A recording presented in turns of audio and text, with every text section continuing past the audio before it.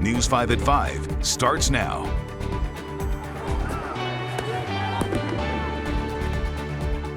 We start at 5 with the ongoing protests at college campuses across our country, fueled by the war between Israel and Hamas. Overnight, officers responded to a massive crowd at UCLA, where police called a pro-Palestinian encampment, quote, unlawful. Police ordered the protesters to disperse, firing what appeared to be rubber bullets and flashbangs over the crowd. So that protest has ended, but across the country, dozens of others continue. And today we learned at least 2,000 people have been arrested at pro-Palestinian protests on U.S. campuses since April the 18th. That's according to the Associated Press. 90 of them were arrested at Dartmouth after an order to leave an encampment. President Joe Biden addressing the protests today, saying dissent cannot lead to disorder. We are not an authoritarian nation where we silence people or squash dissent. The American people are heard. In fact, peaceful protest is in the best tradition of how Americans respond to consequential issues. But neither are we a lawless country. At Case Western Reserve University, it's day 4 of a protest in which students are calling on the school to stop doing business with Israel. Our Catherine Ross has been following the latest developments from campus. She joins us now live from the scene where the number of protesters, Catherine, appears to continue to grow. Yeah, that's exactly right, Katie. Now, they have been a little bit nervous today, especially this morning. They thought there could be a possibility that the university could shut this down. But you can see it's 5 o'clock right now. And this is actually, bigger than we have seen throughout the day. There's more signs out here, more tents, and more people. They've had some speakers out here throughout the day. They've had some acupuncture, some massages, some other different events. The encampment has stayed peaceful while we've been out here. And protesters tell us even with the school winding down for the summer, they don't plan to go anywhere anytime soon.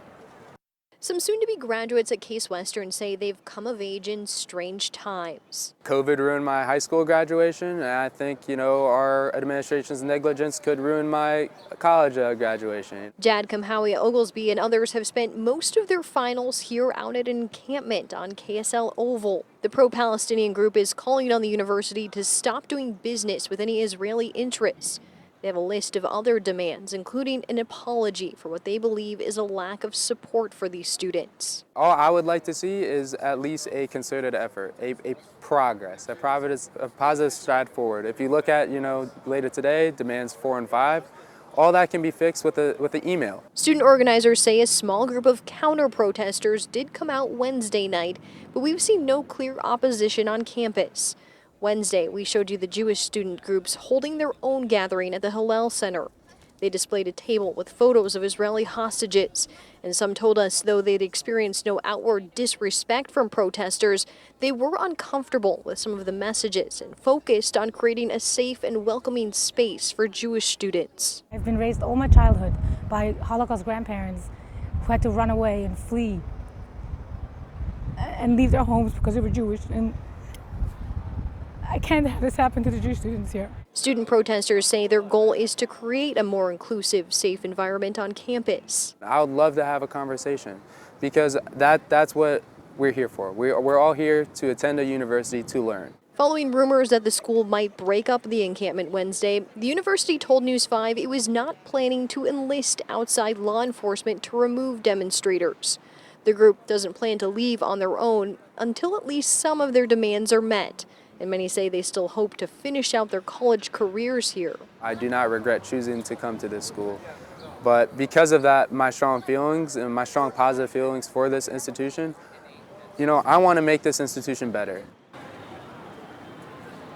Now, I did request an interview from administrators today, but was told that no one would be available to make a comment. Of course, we'll continue monitoring this situation out here. Students say that they won't settle for anything less than direct negotiations with the university president. For now, we're live at Case Western Reserve University. Catherine Ross, News 5. Thanks for catching us up, Catherine. And ABC News will have a roundup of the day's campus protests along with the latest on the war. That's coming up on World News Tonight at 6:30.